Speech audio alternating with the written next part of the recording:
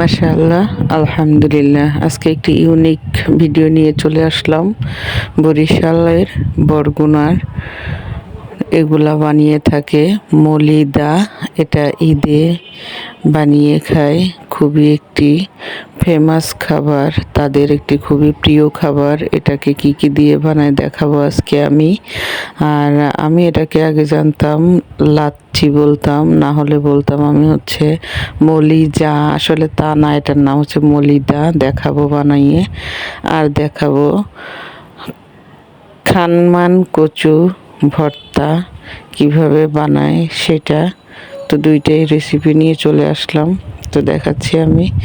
প্রথমে যেটা মলিদা বানাতে হলে নারিকেল আর আদা ব্লেন্ডারে ব্লেন্ড করে নিতে হবে। এটা আমার কচি নারিকেল ছিল, এই জন্য এভাবে নিয়েছি। আপনারা ভালো যেগুলা বাড়তি নারিকেল ওগুলা নিয়ে কুড়িয়ে নিতে পারবেন, নিয়ে এভাবে ব্লেন্ড করে অথবা পাটায় বেটে বানাতে পারবেন। আরও কি কি উপকরণ লাগবে ভিডিওটি দেখলে বুঝতে পারবেন। আমি নারিকেলগুলোকে দিয়ে এখন ব্লেন্ড করে নিলাম, এভাবে একদম সুন্দর স্মুথ হয়ে গেছে দেখুন। তো মাশাআল্লাহ, আমি এটাকে রেডি করে নিয়েছি। এখন যা যা লাগবে সেটা হচ্ছে চিনি লাগবে আর মুড়ি লাগবে, এটাকে বানাতে লাগবে লবণ, আরও যা লাগবে দেখতে থাকুন। এখন চাউলের গুঁড়ি, আশ্চর্য হয়ে যাবেন সবাই যে চাউলের গুঁড়ি এভাবে খায়, আসলে অনেক মজাদার একটি খাবার হয়। আর আমি ব্লেন্ড করে রাখা সেই নারিকেল আর হচ্ছে আদাটা অবশ্যই দিতে হবে, যেহেতু চাউলের গুঁড়ি কাঁচা। আর আদাটা অবশ্যই হজম শক্তি বৃদ্ধি করে, এটার জন্য অনেক উপকারী। আর ঘ্রাণটা এত সুন্দর হয়, খেতেও অনেক মজা লাগে। তো আমি একটি বাটি নিয়ে নিয়েছি, আর এটা অবশ্যই একটি বড় পাত্রে বানাতে হবে।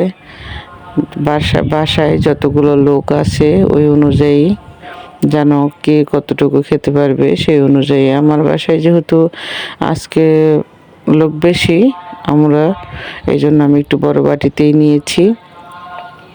আর এটা অনেকে 2-3 গ্লাসও খায়, খুবই মজা লাগে। আসলে আমিও প্রথম অবাক হয়ে যেতাম যে কাঁচা চাউলের গুঁড়ি দিয়ে এত মজার একটি খাবার তৈরি করা হয়, অনেক মজা। আমার শাশুড়ি যখন পাটায় বেটে এগুলো গুঁড়ি করে, চাউল গুঁড়ি করে তারপর বানাতো, আর এখন তো আমরা ব্লেন্ডারে ব্লেন্ড করে নিতে পারি। তো এখন আমার শাশুড়িও বুড়া হয়ে গেছে, এখন আমি বানাই। বাড়িতে অনেকে কেউ বানাতেই চায় না এগুলো আলিস্যামো করে, এগুলো জিনিস গুছিয়ে, কিন্তু আমি এটাকে বানাই, পছন্দ করে আমার শ্বশুর শাশুড়ি। এই জন্য আজকে আমি এখানে বানিয়ে খাওয়ালাম। আমার মেয়েরাও বলছিল যে এটা আমার শুক্রবারের ভিডিও ছিল, বলছিল যে আম্মু বানাও, আমরা সবাই খাবো। তো আমার শ্বশুরও খুব পছন্দ করে, তো বানিয়ে ফেললাম। দেখতে থাকুন। এগুলা সবগুলো জিনিস আমি দিয়ে দিলাম, চিনি, চাউলের গুঁড়ি, আর হচ্ছে এখানে ওই আদা বাটা, আদা আর হচ্ছে নারিকেল দিয়ে ব্লেন্ড করে রাখা, সেগুলো দিয়ে আমি একসাথে মিক্স করে নিচ্ছি। ভালো করে মিক্স করতে হবে, ভালো করে মিক্স করে দিতে হবে স্বাদ মতো লবণ। দিয়ে দিলাম আমি স্বাদ মতো লবণ, আর চিনিটাও খেয়ে দেখতে হবে যে কতটুকু লাগে। ওইভাবে আসলে আমার আপু ভাইয়েরা, আমার ভিডিওর কোনো একটা অংশ যদি ভালো লেগে থাকে অবশ্যই আমার চ্যানেলটাকে সাবস্ক্রাইব করবেন। ভিডিও শুরুতে একটি লাইক দিয়ে ভিডিওটি দেখবেন। আপনাদের কাছে অনুরোধ রইল, সুন্দর মজার একটি জিনিস শিখবেন এবং আপনারা ওইভাবে বাসায় ট্রাই করে খেয়ে দেখবেন, সত্যি দুর্দান্ত মজা হয়। আর আমিও অনেক পছন্দ করি। প্রথমে আমি খেতে পারতাম না, কিন্তু এখন আমার কাছে খুব ভালো লাগে। তারপরে যখন সবগুলো মিক্স করা হয়ে যাবে তখন দিয়ে দিবেন মুড়িটা দেওয়ার পরই এটাকে খেয়ে ফেলতে হবে। বেশিক্ষণ রাখলে অবশ্যই এটা পানি ছেড়ে দেয়, মানে একটু কেমন যেন হয়ে যায়, হয়তো 2-1 ঘন্টার ভিতরেই খেয়ে ফেলতে হয়, ভালো লাগে। আবার বেশিক্ষণ থাকলে পরে মুড়িগুলো একদমই নরম হয়ে যায়, তখন আবার নতুন মুড়ি দিয়ে খেতে হয়, ভালো লাগে না সেরকম।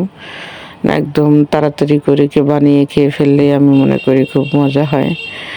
আমি অবশ্য প্রতিবারই ঈদে গিয়ে বাড়িতে বানাই। এবার যেহেতু কুরবানিতে যাই নেই, এখানেই ছিলাম, রোজাতে গিয়ে বানিয়েছিলাম, অনেকেই পছন্দ করেছিল।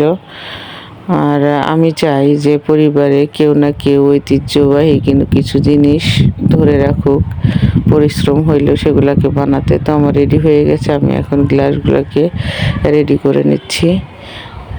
আর আমার মেয়েরা পাশের থেকে বলতেছে আম্মু তাড়াতাড়ি করো। আমি খুবই তাড়াতাড়ি করেই বানিয়ে ফেলেছি, বানিয়েই দিচ্ছি। দাঁড়াও তোমাদেরকে এখনই দেবো। তো দেখুন আরেকটা গ্লাস আমার মেয়ে এনে দিচ্ছে, আম্মু আরেকটা নাও। তো আমি 4টে গ্লাসে রেডি করে ফেললাম এভাবে।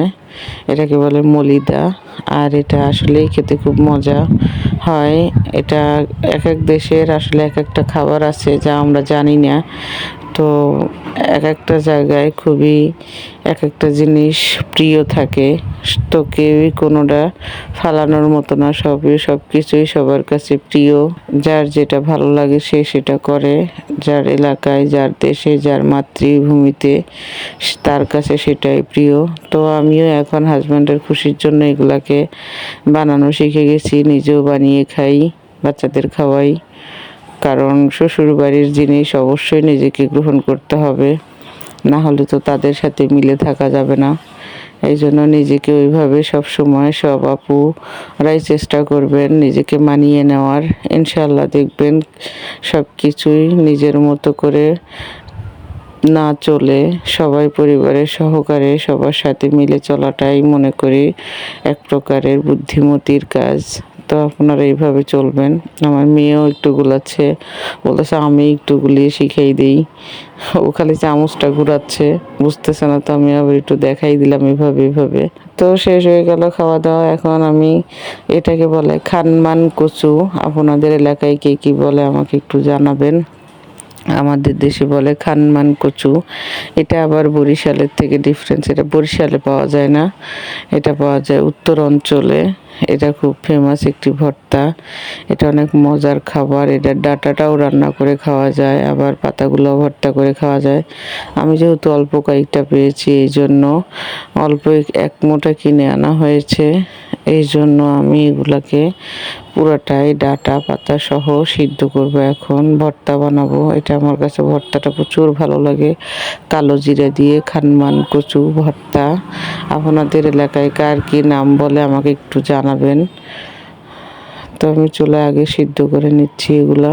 আসলে আমি সব কিছুই চিন্তা করি, আল্লাহ রাব্বুল আলামিন এক একটা জিনিসের ভিতরে এক একটা মজা দিয়ে রাখছে, যা আমরা কখনো এটা অনুভব করতে পারি কিনা জানি না। দেখবেন একটার সাথে একটা মিলে না, একটা গাছের পাতার সাথে আরেকটা গাছের পাতা মিলে না। আল্লাহ তাআলা কত নিয়ামত আমাদের জন্য দিয়ে রাখছে, কত মজা, কত জিনিসে শাক সবজি মাছ মাংস যে যেটা যেভাবে খেতে পছন্দ করি সেটা সেভাবে খেতে পারি। তো দেখুন আমি এটাকে পানিটা বের হয়েছে, একটু ভালো করে সিদ্ধ করে নেব যেন কাঁচা না থাকে। আমি ঢেকে দিলাম, মাশাআল্লাহ আস্তে আস্তে সিদ্ধ হয়ে আসতেছে। আর সব সময়ই কাজটাকে খুবই ধৈর্যের সাথে করতে হয়, তাহলে ভালো হয়। আমার এগুলো সিদ্ধ হয়ে গেছে, এখন আমি কড়াইতে তেল দিয়ে দিচ্ছি। এখানে আমি এখন পেঁয়াজ কাঁচামরিচ আর রসুন এগুলাকে তেলে ভাজি করব। দিয়ে দিলাম পেঁয়াজ কাঁচামরিচ আর রসুন, দেশি রসুনটা দিয়েছি আমি। এগুলোকে ভালো করে আমি এখন ভেজে নেব। আর কালারটা যেন সুন্দর হয় সেই জন্য অবশ্য হলুদ অ্যাড করব আমি। আপনারা না চাইলেও যদি না দিতে চান অপশনাল, দিতে হবে না, না দিয়েও পারবেন। আমি শুধু হলুদ আর স্বাদ মতো লবণ দিয়ে এটাকে ভালো করে ভেজে নেব। হলুদটা দিলে ভর্তার কালারটা সুন্দর হবে, আপনারা যদি না দিতে চান না দিতে পারবেন। আর এই ভর্তাটা আমাদের খুবই প্রিয় পরিবারের কাছে, সবার কাছে আমি মনে করি। আর বানিয়ে আমি খেয়ে থাকি। গ্রামে যখন আমাদের বাবার বাড়িতে আমি বেড়াতে যাই তখন আমার মা এগুলাকে সুন্দর পাটায় বেটে আমাকে ভর্তা করে দেয়। আমি আশায় থাকি যে কবে যাব, কবে খেতে পারবো। আসলে যেতে পারি না, বিগত 4-5 বছর ধরে যাওয়া হচ্ছে না। এই জন্য তো বাজার থেকে কিনে এনে নিজেই ভর্তা বানিয়ে খেলাম। আসলে মায়ের হাতের মতো এরকম ভর্তার মজাটা হয় নাই, তারপরেও ওই রকম মনে করে খেয়ে ফেলেছি। তো আসলে এগুলোকে আমার ভাজা হয়ে গেছে, দেখতেই পাচ্ছেন। আমি সবগুলোকে একসাথে করে ভেজে নিয়েছি। আসলে রান্নার কথা বললে অন্য কথা বললে রান্নার কথাটা বাদ পড়ে যায়। তো আমার ভাজা হয়ে গেছে, দেখুন। এটাকে আমি এখন ঠান্ডা করে নেব। ঠান্ডা করে ব্লেন্ডারে ব্লেন্ড করব। আর আমি ব্লেন্ডারে করব, অথচ পাটাতে বাটলে বেশি মজা হতো। ব্লেন্ডারে তাড়াতাড়ি করে ফেলবো। নিয়ে নিলাম একটি ব্লেন্ডারে জার। নেওয়ার পরে এখন আমি এতে দিয়ে দিলাম কালো জিরা। আর কালো জিরাগুলো আমি অবশ্যই আগে ভেজে রেখেছিলাম। কালো জিরা ভাজা তো আমরা সবাই বুঝতে পারি, চুলাতে দিলে একটু গরম করে ফেললেই হয়ে যায়। তো আমি ব্লেন্ডারে জারে সবগুলো ভরে নিয়েছি, এখন ব্লেন্ডার করে নেব। তো দেখুন আমি ব্লেন্ড করে নিলাম। মাশাআল্লাহ, রেডি হয়ে গেছে আমার সুস্বাদু মজাদার ভর্তা। আমার আপু ভাইয়েরা, আজকের ভিডিওটি এখানেই শেষ করবো। সবাই ভালো থাকবেন। আল্লাহ হাফেজ।